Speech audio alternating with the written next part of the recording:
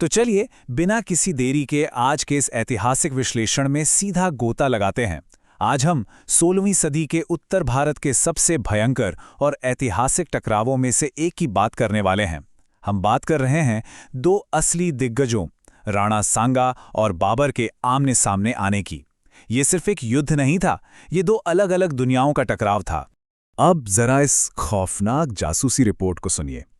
ये हमें हमारे नायक राणा सांगा के उस खौफनाक और अजय रूप की एक साफ तस्वीर दिखाती है।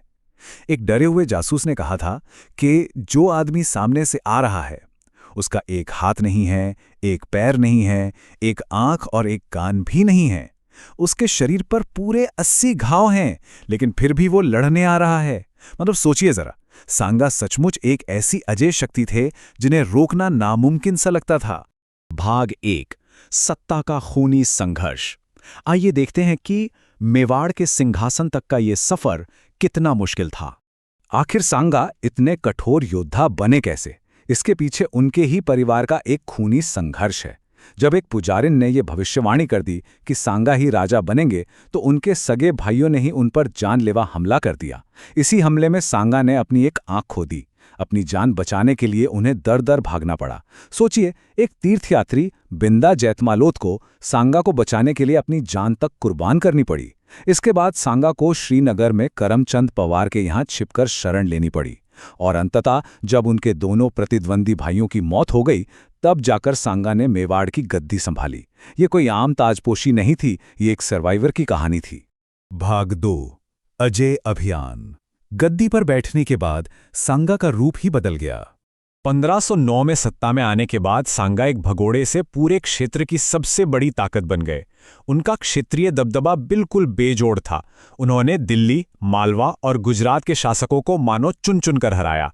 खातौली और बाड़ी के युद्ध में दिल्ली के सुल्तान इब्राहिम लोदी को धूल चटाई, गागरौन में मालवा के महमूद खिलजी द्वितीय को हराया और ईडर के उत्तराधिकार संघर्ष में गुजरात के मुजफ्फर शाह द्वितीय को मात दी।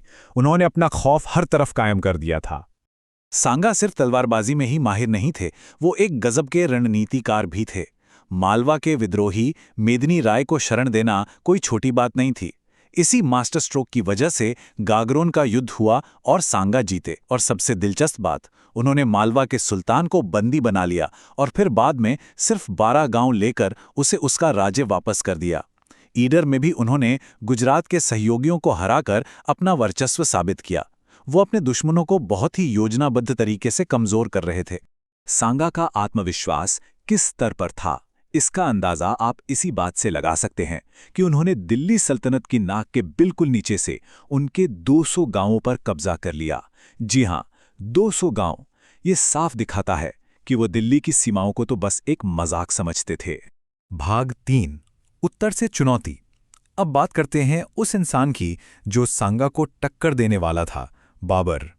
बाबर की कहानी पूरी तरह से एक अंडरडॉग की कहानी है। एक महत्वाकांक्षी उज़्बेक मुगल जिसे उसी के चाचा ने समरकंद से निकाल फेंका। मजबूरी में उसे फरगना के छोटे से इलाके में दिन काटने पड़े। जिंदा रहने के लिए उसने पंजाब पर 4 बार हताश होकर हमले किए, लेकिन उसकी किस्मत तब चमकी जब दिल्ली के ही बागी अफगान सरदारों ने उसे दिल्ली पर हमला करने का न्योता दे दिया। ये बाबर के लिए किसी लॉटरी या गोल्डन टिकट से कम नहीं था। और फिर हुआ 1526 में पानीपत का पहला युद्ध। आलम खान लोधी और दौलत खान लोधी के बुलावे पर बाबर अपनी तोपों के साथ आया और उसने दिल्ली सल्तनत को पूरी तरह कुचल कर रख दिया। इब्राहिम लोधी मारा गया, लेकिन सबसे बड़ी बात यह थी कि दिल्ली और आगरा में बाबर को इतनी बेशुमार दौलत मिली कि उसने फैसला कर लिया कि अब वो वापस काबुल नहीं जाएगा। उसने भारत में ही अपना नया साम्राज्य बसाने का मन बना लिया। भाग 4, अटल टकराव। अब जब बाबर यहीं बसने वाला था तो टकराव तो होना ही था।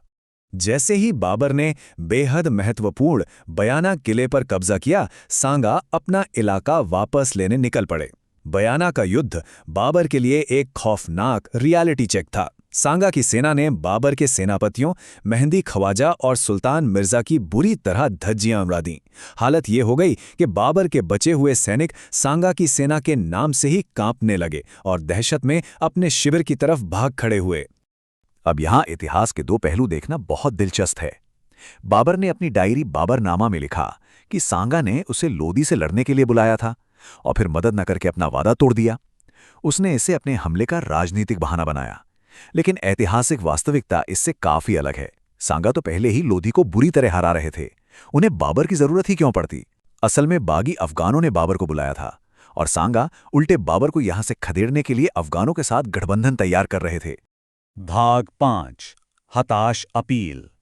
जब डर सेना पर हावी हो जाए तो क्या किया जाए? खानवा के मैदान में बाबर के सामने सबसे बड़ी चुनौती सांगा नहीं बल्कि खुद उसकी अपनी सेना थी। सैनिक डरे हुए थे और 80 घावों वाले उस खूंखार राणा सांगा से लड़ने से साफ मना कर रहे थे। जब बाबर को लगा कि उसके सैनिक सिर्फ जमीन या सत्ता के लिए अपनी जान नहीं देंगे तो उसने एक बड़ा दाव चलाया। उसने एक बेहद नाटकीय भाषण दिया और इस क्षेत्रीय लड़ाई को जिहाद का नाम दे दिया। उसने बड़ी ही चतुराई से एक राजनीतिक युद्ध को धार्मिक कर्तव्य में बदल दिया ताकि सेना में होने वाले विद्रोह को रोका जा सके। बाबर यहीं नहीं रुका। उसने अपने सैनिकों को गाजी यानी आस्था के योद्धा का खिताब देने का वादा किया।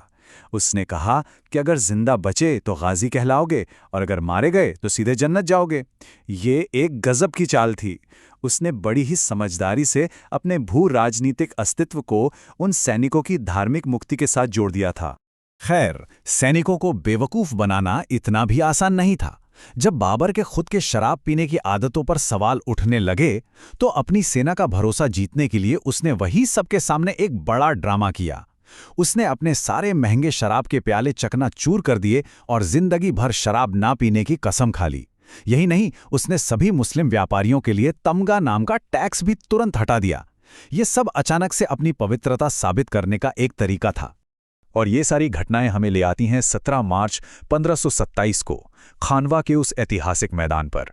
एक तरफ थी एक अजेय और खौफनाक शक्ति और दूसरी तरफ था एक हताश लेकिन चतुर रणनीतिकार जो हर हाल में जिंदा रहना चाहता था।